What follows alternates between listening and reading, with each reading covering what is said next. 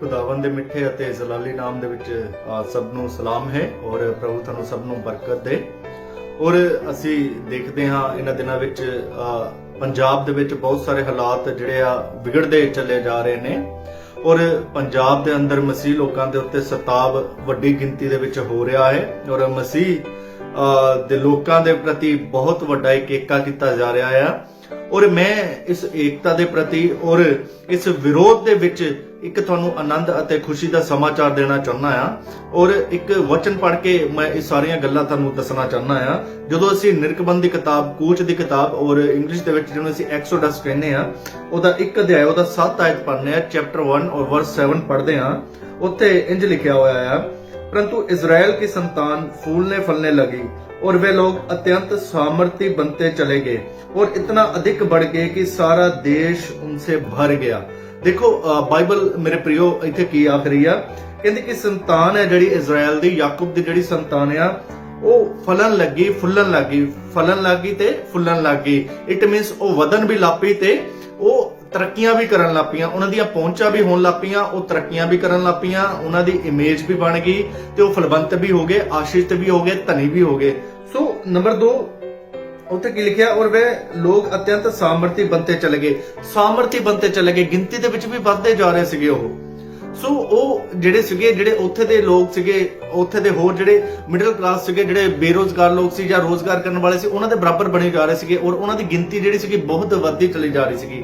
ਔਰ ਅਸੀਂ ਕਲਾਮ ਨੂੰ ਸਾਰੇ ਜਾਣਨ ਵਾਲੇ ਲੋਕ ਹਾਂ ਔਰ ਅਸੀਂ ਦੇਖਦੇ ਹਾਂ ਕਿ ਜਦੋਂ ਇੱਕ ਨਵਾਂ ਰਾਜਾ ਮਿਸਰ ਦੀ ਗੱਦੀ ਤੇ ਹੋ ਕੇ ਆ ਕੇ ਬੈਠਿਆ, ਜਿਹੜਾ ਯੂਸਫ ਨੂੰ ਨਹੀਂ ਸੀ ਜਾਣਦਾ, ਉਹਨੇ ਜਦੋਂ ਉਹਨਾਂ ਦੀ ਗਿਣਤੀ ਨੂੰ ਵੱਧਦੇ ਹੋਏ ਦੇਖਿਆ, ਉਹਨਾਂ ਨੂੰ ਇੱਕ ਡਰ ਆ ਗਿਆ। ਉਹ ਡਰ ਆ ਗਿਆ ਕਿਤੇ ਸਾਡੇ ਤੋਂ ਤਕੜੇ ਨਾ ਹੋਣ, ਕਿਤੇ ਸੰਗਰਾਮ ਦਾ ਦਿਨ ਆ ਜਾਏ ਤਾਂ ਕਿਤੇ ਇਹ ਨਾ ਹੋਵੇ ਕਿ ਸਾਡੇ ਕੋਲ ਇਹਨਾਂ ਨਾਲ ਲੜਨਾ ਜਾਵੇ ਤੇ ਅਸੀਂ ਕੀ ਆ ਇਸ ਦੇਸ਼ ਦੇ ਉੱਤੇ ਕਬਜ਼ਾ ਕਰਕੇ ਬੈਠੀਏ।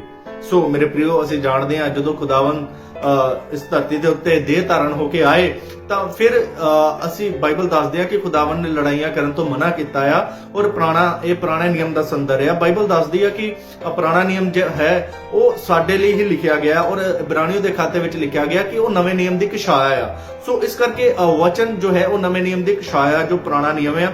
ਸੋ ਮੈਂ ਕੁਝ ਗੱਲਾਂ ਤੁਹਾਡੇ ਨਾਲ ਸਾਂਝੀਆਂ ਕਰਨਾ ਚਾਹੁੰਦਾ ਇਸ ਸਤਾਵ ਦੇ ਯੁੱਗ ਦੇ ਵਿੱਚ। ਬੜੇ ਧਿਆਨ ਦੇ ਨਾਲ ਇਸ ਗੱਲਾਂ ਨੂੰ ਤੁਸੀਂ ਯਾਦ ਰੱਖਣਾ। ਇਹ ਤੁਹਾਡੇ ਲਈ ਖੁਸ਼ਖਬਰੀ ਆ, ਇਹ ਰੋਣ ਦਾ ਸਮਾਂ ਨਹੀਂ ਆ, ਇਹ ਕਰਲਾਉਣ ਦਾ ਸਮੇਂ ਨਹੀਂ ਆ ਕਿ ਸਾਡੇ ਤੇ ਸਤਾਵ ਹੋ ਰਿਹਾ, ਤੁਹਾਡੇ ਚਰਚਸ ਬੰਦ ਕਰ ਰਹੇ ਨੇ ਜਾਂ ਕੁਝ ਵੀ ਹੋ ਰਿਹਾ। ਮੇਰੇ ਪ੍ਰਿਓ, ਉਹ ਤੁਹਾਡੇ ਲਈ ਇੱਕ ਆਨੰਦ ਦਾ ਸੁਸਮਾਚਾਰ ਆ, ਤੁਹਾਡੇ ਇੱਕ ਆਨੰਦ ਦੀ ਖੁਸ਼ੀ ਆ। ਸੋ ਇਹਦੇ ਵਿੱਚ ਜਦੋਂ ਅਸੀਂ ਪੜ੍ਹਦੇ ਆ, ਮਿਸਰ ਜੋ ਦੇਸ਼ ਆ ਉਹ ਇਸ ਸੰਸਾਰ ਨੂੰ ਦਰਸਾਉਂਦਾ ਆ। ਰਾਜਾ ਜੋ ਹੈ ਉਹ अन्य ਜਾਤੀ ਲੋਕਾਂ ਨੂੰ ਦਰਸਾਉਂਦੇ ਆ, ਹਕੂਮਤਾਂ अन्य ਜਾਤੀ ਹਕੂਮਤਾਂ ਨੂੰ ਦਰਸਾਉਂਦੀਆਂ ਨੇ। ਮੂਸਾ ਜੋ ਹੈ ਉਹ ਯੀਸ਼ੂ ਮਸੀਹ ਨੂੰ ਦਰਸਾਉਂਦਾ ਆ। ਮੇਰੇ ਪ੍ਰਿਓ, ਮਿਸਰ ਸਾਡੇ ਲਈ ਇੱਕ ਸੰਸਾਰ ਆ। ਅਸੀਂ ਅੱਜ ਇਸ ਸੰਸਾਰ ਦੇ ਵਿੱਚ ਸਾਡੇ ਲਈ ਸਤਾਵ ਹੋ ਰਿਹਾ। ਮਿਸਰ ਨੇ ਜਿਵੇਂ ਸਾਡੇ ਉੱਤੇ ਸਤਾਵ ਕੀਤਾ, ਸਾਡੇ ਪੂਰਵਜਾਂ ਉੱਤੇ ਸਤਾਵ ਕੀਤਾ, ਉਵੇਂ ਹੀ ਇਹ ਸੰਸਾਰ ਅੱਜ ਸਾਡੇ ਉੱਤੇ ਸਤਾਵ ਕਰ ਰਿਹਾ। ਯੀਸ਼ੂ ਮਸੀਹ ਨੇ ਆਖਿਆ ਆ, ਜਦ ਉਹਨਾਂ ਨੇ ਗੁਰੂ ਨਾਲ ਇਹ ਸਭ ਕੁਝ ਕੀਤਾ ਤਾਂ ਤੁਹਾਡੇ ਨਾਲ ਕਿਉਂ ਨਾ ਹੋਏਗਾ, ਕਿਉਂਕਿ ਤੁਸੀਂ ਗੁਰੂ ਤੋਂ ਵੱਧ ਕੇ ਵੱਡੇ ਨਹੀਂ ਹੋ। ਔਰ ਮੱਤੀ ਦੇ ਵਿੱਚ ਖੁਦਾਵੰਦ ਯਿਸੂ ਮਸੀਹ ਨੇ ਆਖਿਆ, ਲੋਕ ਤੁਹਾਨੂੰ ਪੰਚਾਇਤਾਂ ਕੋਲ ਸੌਂਪਣਗੇ, ਤੁਹਾਡੇ ਕੋੜੇ ਲਵਾਣਗੇ, ਝੂਠੇ ਤੁਹਾਡੇ ਤੇ ਦੋਸ਼ ਲਾਣਗੇ। ਸੋ ਇਹ ਤੁਸੀਂ ਜਾਣਦੇ ਹੋ ਸਾਰੇ ਝੂਠੇ ਦੋਸ਼। ਅੱਜ ਵੀ ਸਾਡੇ ਕੋਲ ਇੱਕ ਬਾਈਬਲ ਆ ਔਰ ਬਾਈਬਲ ਨੂੰ ਲੈ ਕੇ ਹੀ ਅਸੀਂ ਲੋਕਾਂ ਕੋਲ ਜਾਂਦੇ ਆ ਔਰ ਲੋਕ ਆਪਣਾ ਮਨ ਯਿਸੂ ਮਸੀਹ ਨੂੰ ਦਿੰਦੇ ਆ। ਫਿਰ ਵੀ ਸਾਡੇ ਤੇ ਇਲਜ਼ਾਮ ਲੱਭਦੇ ਨੇ ਆ ਕਿ ਇਹ ਪੈਸਾ ਦੇ ਕੇ ਧਰਮ ਪਰਿਵਰਤਨ ਕਰਦੇ ਨੇ ਔਰ 80% ਜਿਹੜੇ ਪਾਸਵਾਨ ਨੇ, 60 ਤੋਂ 80% ਦੇ ਵਿੱਚ ਜਿਹੜੀ ਪਾਸਵਾਨ ਦੀ ਰੇਸ਼ੋ ਆ, ਉਹ ਇੱਕ ਮਿਡਲ ਕਲਾਸ ਆ, ਉਹਨਾਂ ਕੋਲ ਪੈਸਾ ਨਹੀਂ ਆ, ਧਨ ਨਹੀਂ ਆ। ਸੋ ਫਿਰ ਵੀ ਸਾਡੇ ਤੇ ਝੂਠੇ ਬੇਬੁਨਿਆਦ ਇਲਜ਼ਾਮ ਲੱਗਦੇ ਆ। ਹਾਲਾਂਕਿ ਇਹਨਾਂ ਦਿਨਾਂ ਦੇ ਵਿੱਚ ਅਗਰ ਤੁਸੀਂ ਚੈੱਕ ਕਰੋ ਤਾਂ ਸੁਪਰੀਮ ਕੋਰਟ ਨੇ ਇੱਕ ਫਟਕਾਰ ਲਾਈ ਆ, ਜਿਹੜੀਆਂ ਸਾਡੇ ਪ੍ਰਤੀ ਪਟੀਸ਼ਨਾਂ ਪਾਈਆਂ ਗਈਆਂ ਲੋਕਾਂ ਵੱਲੋਂ, ਉਹਨਾਂ ਨੂੰ ਖਾਰਜ ਕਰ ਦਿੱਤਾ ਗਿਆ ਆ। ਫਿਰ ਵੀ ਸਾਡੇ ਤੇ ਦੋਸ਼ ਲੱਗਦੇ ਨੇ ਕਿਉਂਕਿ ਇਹ ਬਾਈਬਲ ਆਖਦੀ ਨੇ।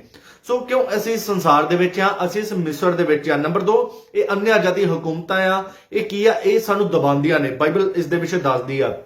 ਪਰ ਮੇਰੇ ਪ੍ਰਿयो, ਉਸ ਸਤਾਵ ਦੇ ਦੌਰਾਨ ਪਰਮੇਸ਼ਵਰ ਨੇ ਆਪਣੇ ਜਨ ਮੂਸਾ ਨੂੰ ਭੇਜਿਆ ਔਰ ਉਹਨਾਂ ਨੂੰ ਉਸ ਮਿਸਰ ਅਰਥਾਤ ਸੰਸਾਰ ਦੇ ਵਿੱਚੋਂ ਕੱਢ ਲਿਆਂਦਾ ਤੇ ਕਨਾਨ ਦੇਸ਼ ਪਹੁੰਚਾਇਆ। ਮੇਰੇ ਪ੍ਰਿयो, ਅੱਜ ਸਤਾਵ ਇੰਨਾ ਵੱਧ ਚੁੱਕਿਆ ਆ। ਸੋ ਮਤੀ 24 ਦੇ ਅੰਦਰ ਕੁਝ ਘਟਨਾਵਾਂ ਲਿਖੀਆਂ ਨੇ, ਲੜਾਈਆਂ ਹੋਣਗੇ, ਭੁਚਾਲ ਹੋਣਗੇ, ਯੁੱਧ ਹੋਣਗੇ। ਸੋ ਇਹ ਸਾਰਾ ਕੁਝ ਲਿਖਿਆ। ਪਰ ਅਸੀਂ ਦੇਖਦੇ ਸੀਗੇ ਭੁਚਾਲ ਆਂਦਾ ਸੀ ਕਿਤੇ ਇੱਕ ਪਾਰਟਿਕੂਲਰ ਦੇਸ਼ ਦੇ ਵਿੱਚ ਆਂਦਾ ਸੀਗਾ, ਅਗਰ ਕਿਤੇ ਮਹਾਮਾਰੀ ਆਂਦੀ ਸੀ ਕਿਤੇ ਸਾਲਾਂ ਬਾਅਦ ਆਂਦੀ ਸੀ। ਪਰ ਇਹਨਾਂ ਦਿਨਾਂ ਦੇ ਵਿੱਚ ਅਸੀਂ ਦੇਖ ਰਹੇ ਹਾਂ ਮਹਾਮਾਰੀ, ਭੁਚਾਲ, ਲੜਾਈਆਂ, ਵਿਰੋਧ ਇਹ ਸਾਰਾ ਇੱਕੋ ਹੀ ਵੇਲੇ ਹੋ ਰਿਹਾ ਹੈ ਮੇਰੇ ਪ੍ਰਿਓ। ਇਹ ਸਾਰੀਆਂ ਗੱਲਾਂ ਇਸ ਗੱਲ ਨੂੰ ਦਰਸਾ ਰਹੀਆਂ ਹੁਣ ਬਹੁਤ ਜਲਦ ਸਾਡਾ ਯੀਸ਼ੂ ਮਸੀਹ ਇਸ ਮਿਸਰ ਦੇ ਵਿੱਚੋਂ ਸਾਨੂੰ ਕੱਢ ਕੇ ਲੈ ਕੇ ਜਾਣ ਵਾਲਾ ਮੇਰੇ ਪ੍ਰਿਓ। ਔਰ ਮੈਂ ਤੁਹਾਨੂੰ ਆਖਣਾ ਚਾਹੁੰਦਾ ਆ ਕਿ ਬਹੁਤ ਜਲਦ ਕਲੀਸਿਆ ਦਾ ਰੈਪਚਰ ਹੋਣ ਜਾ ਰਿਹਾ ਹੈ ਮੇਰੇ ਪ੍ਰਿਓ। ਸਾਰਾ ਮਾਹੌਲ ਔਰ ਸਾਰੀਆਂ ਗੱਲਾਂ ਇਸ ਗੱਲ ਨੂੰ ਦਰਸਾਉਂਦੀਆਂ ਕਿ ਕਲੀਸਿਆ ਦੇ ਉਠਾਏ ਜਾਣ ਦਾ ਸਮਾਂ ਹੈ। ਸਾਨੂੰ ਨਿਰਾਸ਼ ਹੋਣ ਦੀ ਜ਼ਰੂਰਤ ਨਹੀਂ ਆ, ਕਿਉਂਕਿ ਵੱਧ ਕੇ ਪਰਮੇਸ਼ਰ ਦਾ ਕੰਮ ਕਰਨ ਦੀ ਜ਼ਰੂਰਤ ਆ, ਵੱਧ ਕੇ ਪਰਮੇਸ਼ਰ ਦੇ ਵਿੱਚ ਚੱਲਣ ਦੀ ਲੋੜ ਆ। ਔਰ ਜਿੰਨਾ ਹੋ ਸਕੇ ਪ੍ਰਾਰਥਨਾ ਦੇ ਵਿੱਚ ਸਾਨੂੰ ਜਾਗਰਿਤ ਰਹਿਣ ਦੀ ਲੋੜ ਆ ਮੇਰੇ ਪ੍ਰਿਓ।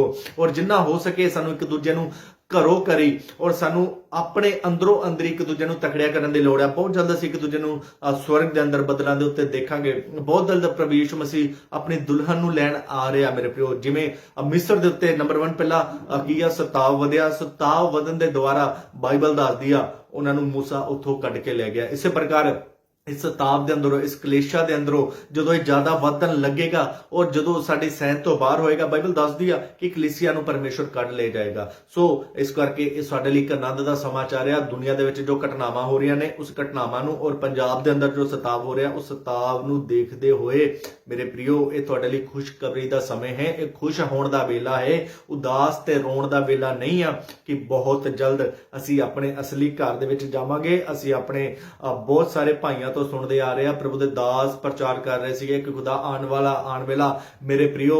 ਔਰ ਜਿੱਥੇ ਤੱਕ ਮੇਰੀ ਇਹ ਆਸ਼ਾ ਆ ਕਿ ਸ਼ਾਇਦ ਅਸੀਂ ਇਸ ਪੀੜ੍ਹੀ ਉਸ ਰੈਪਚਰ ਨੂੰ ਦੇਖੀਏ। ਤਾਂ ਮੇਰੇ ਪ੍ਰਿਓ ਇਹ ਉਦਾਸ ਹੋਣ ਦਾ ਸਮਾਂ ਨਹੀਂ ਹੈ, ਬਲਕਿ ਖੁਸ਼ ਤੇ ਆਨੰਦ ਹੋਣ ਦਾ ਸਮਾਂ ਹੈ, ਖੁਸ਼ਖਬਰੀ ਦਾ ਸਮਾਂ ਹੈ। ਅਸੀਂ ਇਸ ਮਿਸਰ ਤੋਂ ਕੱਢੇ ਜਾਵਾਂਗੇ ਔਰ ਕਨਾਨ ਦੇਸ਼ 'ਚ ਪਹੁੰਚਾਏ ਜਾਵਾਂਗੇ। ਖੁਦਾ ਸਾਨੂੰ ਸਭ ਨੂੰ ਬਲੈਸ ਕਰੇ, ਆਸ਼ੀਸ਼ ਕਰੇ। Praise the Lord. ਜੈ ਮਸੀਹ ਦੀ।